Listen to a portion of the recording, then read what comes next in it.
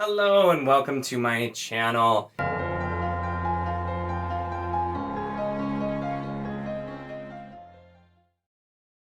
In this video, I'm doing my little bit delayed weekly wrap up for the last week, which is the last full week of May. And I did a post, if you didn't see it, on the community post. I was super sick all weekend. I did not get a chance to film, and so that's why this is coming into you a little bit late. So I am going to include what I've been reading in the couple of days that normally would not have been included till next week too, since we haven't passed.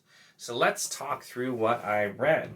So first off, I finished Project Hail Mary by Andy Weir. I did this one on audio. I have the physical copy, but everyone recommended audio, and man, do I agree, because the audio book was fantastic. The narrator was great. The style they did certain things in the story was great. And this book in general, I loved this.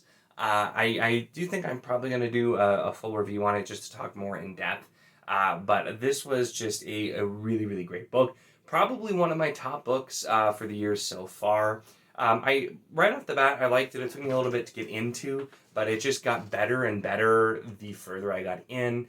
And one of the big things too is it was a fun, humorous story. It had some serious notes, but the way the characters were handled and written, and not only just the way they were written, but also with the audio performance, is even if you're seeing a small character for the first time or maybe the only time, you just immediately got so much personality. And this was really great. I see why this is one of those books everybody just recommends and says it's great. This bumped me out of a reading slump because I had paused a couple of the other things that I was reading, like I mentioned before in the last weekly update. So this was great, just had me ready to go and get back into reading. So from there, I worked on finishing two of the things I had paused, which included Jade War. Now, I was reading a physical copy of this, but I had to return it back to my library actually earlier today. And so I don't have a physical copy to show anymore. But this one was, and I was enjoying it just fine. I liked this. I ended up giving this 4 stars. I'm definitely not as crazy about it as I think a lot of people tend to be. And I'm not going to immediately read the third book. I'm probably going to try and fit it in sometime in July, just because I kind of have some other stuff I want to get to first, even though I'm not setting an actual TBR. But this was enjoyable. It definitely, book 2 for me felt more like what I expected out of book 1. Had a lot more of the kind of like mafia gangster type of feel to it. It was building on a lot of things that were set up in the first book, and we didn't have to do as much more new setup now that we'd kind of moved forward. Things were really going. Once again, a lot of really good characters here, and I like how it's characters that you probably feel one way about in the first book. As they grow, they're developed really, really well, and you start to see different sides of them. So, enjoyable book. I thought it was really good. Didn't have a ton of complaints. There was, of course, toward the beginning, a really uncomfortable sex scene, which I just think Fonda Lee is going to make me read toward the beginning of each one of her books at this point, I'm assuming. But that went pretty well also. Next up then, I finished on almost all audio, a little bit of Kindle as well, but Wall of Storms by Ken Liu, book 2 in the Dandelion Dynasty. So I also rated this one 4 stars, but this series so far has just been, I commented in Discord, and I did, because I was sick, I missed the live show, but I'll link the live show to everybody else who, I think everybody liked it quite a lot more than I did, but the books are really good. They're well written, they're very good, I just don't like them that much. It's a lot of things, it's just the style, the narrative style did not mesh well with me. I had a lot of complaints, I had a lot of stuff I really enjoyed as well too, but I think this is one of those things where it's a really well written series. I absolutely understand why people love it, but it's just not for me. And normally, those are the series that I really like, too, where I'll be like, oh, it's so well written, I get why other people don't like it, but I love it. This one just did not click with me. So 2 books in, I'm going to be stopping this series for now. It's not a hard DNF. I would be interested to continue at some point. But the next book is really long, and I think the last book's also going to be really, really long. And I just am not really wanting to prioritize them over all kinds of other stuff that I want to get to in the next coming months and this year. So I am going to stop that series for now. It's definitely one, I think, honestly, you just read the first book and see what you think, because it's really well written. There's a lot of great things. I just had a lot of complaints as well, and so that's kind of where I landed there. So then I next finished Dragon's Bane by Barbara Hambley. This one, I had like 60 pages left of this book, and it still took me 3 days to actually finish it because I was just sick and I could not focus on reading. So it took me a while to get through, and I also enjoyed this. This was a pretty good week. I had to take a break, but Project Hail Mary was easily 5 stars, and everything else that I finished is 4 stars, because Dragon's Bane also 4 stars.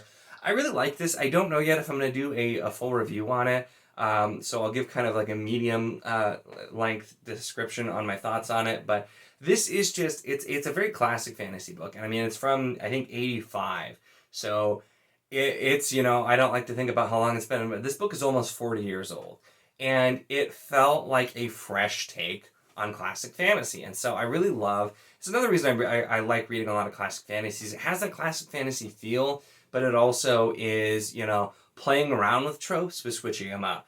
You know, we have, in this story, we have a dragon slayer who turns out to be a bit of a country bumpkin. We have a witch who's not really all that good at being a witch in all the time and all the ways. And we have the young would-be hero who is basically tripping over his own feet half the time. And so we get that group, and it's the young would-be hero is coming to try to get this dragon slayer you'd heard about in ballads to come slay a dragon. And of course, things end up being a little bit more complicated than that. But the amount of world building that was done here, this is pretty contained, but we find out a fair amount about different areas of the world. We learn just through the narrative without really having info dumps more about different regions, different types of creatures. And the way this very quickly kind of flips the script, it uses a character to do it and to kind of show what's going to happen. So there is humor, there are dark moments, but it just was really, really blended together well. And it was an enjoyable book. And I think the ending might be controversial for some in some ways or another, but it kind of goes where you expect it to, but in a good way, I guess, because there's definitely different things it could have done that I don't think I would have liked as much. But so that was a really enjoyable book. I'm excited to see more. I know there are more books in this series, and also just to read more Barbara Hambley in general. It's an author I've meant to get to for a really long time, and I was not disappointed. I really did enjoy that book. So now we'll get to what I'm currently reading now. So during my unable to focus because of my fevered brain not allowing me to comprehend reading, I tried starting We Are Legion, We Are Bob by Dennis E. Taylor on audio, specifically because it's narrated by Ray Porter, who did Project Hail Mary, and I loved his performance. So it popped up as like related, and I'm like, yes. I was thinking about doing another Andy Weir, but Ray Porter didn't narrate the other two that I knew of, so I'm like, we'll go with this one. And this has been different so far. I was expecting a lot more humor than I'm getting so far, but it's been kind of interesting. So I'm not very far in because I didn't really, there were a few days where I just really didn't get any reading or listening done at all. So I'm not very far in, so I don't really know yet, but it's a very short audiobook, so I should finish it up pretty quickly, which is good because I'll be starting the next Real Time book on audio here really soon as well. And then I started reading on my Kindle, and then actually just earlier today I finally got my hardcover copy after mishaps with Amazon. I got my hardcover copy of Curse of the Mistwraith from eBay. Yes, I know, I have to peel this off still very carefully. I haven't had a chance. I just got it today, which this is a chonker, but I love the cover art here, and the new paperbacks not only don't have the cover art, but they also are barely bigger than a mass market paperback. I think it's just another variation of mass market paperback. So I finally found, I ended up getting this one on eBay and got it in a pretty decent copy for the price. So I'm very happy to get this because this one is something else. And I know it's everything I've heard about it. It's very complex. It's supposed to be a very challenging and difficult read with very wordy prose. I tend to like a lot of those things. And it is really advertised. Janie Wirtz, the author, specifically says that this is not like a casual read type of fantasy. It's very complex. You might literally have, depending on what POV you're looking at, you might get conflicting information. and have to kind of piece together what's going on. So I'm very intrigued still. I've meant to read this for quite some time because I read her Cycle of Fire trilogy, which I really enjoyed, and also it just did so many different things and had so many cool elements in it as well. So I'm about 12% in here. This was the last book for, once my brain was fully recovered, I could read this, because even when I was feeling a little bit better and I started reading it, and I'm like, nah, I can't do this particular book until I'm completely back. So that was going there, but I'm really enjoying it so far. I like the prose, and I'm liking the complicated story. I think the comparison, and I've heard some people compare this to Malazan, I think in regards to you're thrown off the deep end kind of right away, you're just like thrown into the middle of a situation. But the feel is quite different. So I'm enjoying this more than I did when I started Malazan the first time. So I'll have to see. But yeah, I have very high hopes for this series. And so far I'm enjoying it. I'm super intrigued. That's definitely one that I will have to do a very in-depth video once I finish.